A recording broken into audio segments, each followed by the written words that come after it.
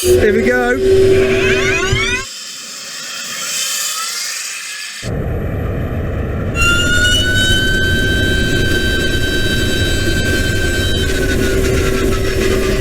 I cocked it up last time. 7.97. Fun off, fun off. Remember to put the fun off.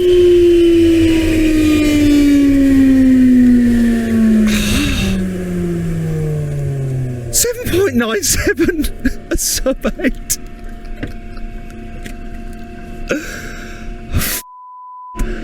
I accelerate and launch a lot of cars. I drag race a lot of cars. This is on another level. It's like 2 levels up. All cars are now officially slow to me. This has ruined everything. So I actually did a 7.97 according to this. 7.97. Can I get out?